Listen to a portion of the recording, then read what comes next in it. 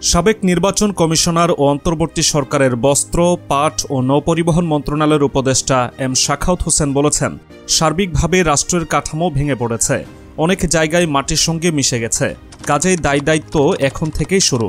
অনেক রক্ত ঝরেছে, 500 থেকে 700 মানুষের চোখ নষ্ট হয়ে গেছে। তারা বলেছে কোনো অসুবিধা নেই, কাজেই আমরা যদি ঠিক করতে না পারি তাদের রক্তের সঙ্গে বেইমানি হবে।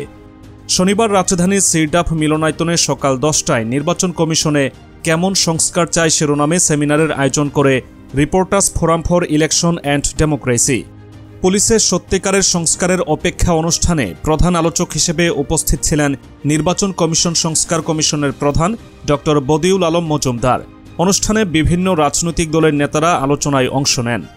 উপদেষ্টা বলেন, ডিসিরা নির্বাচন করে এই কথা ঠিক না। আইনে 300 আসনে 300 রিটার্নিং অফিসার দেওয়া যাবে, আবার ডিসিদের দিতে হবে এমন কোনো কথা নেই। নির্বাচন কমিশনকে ভোটের সময় সরকারের উপর কিছুটা খবরদারির এখতিয়ার দিতে হবে। 3 ধাপে ইসি নিয়োগ করা যেতে পারে। তৃতীয় ধাপে পার্লামেন্ট থেকে চূড়ান্ত প্রস্তাব যাবে রাষ্ট্রপতির কাছে। প্রথম ধাপে সকলের নামই প্রকাশ করা হবে।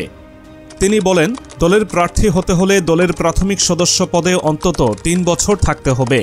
তৃণমূলে 1-2 বছর থেকে প্রার্থী বাছাই প্রক্রিয়া শুরু করতে হবে।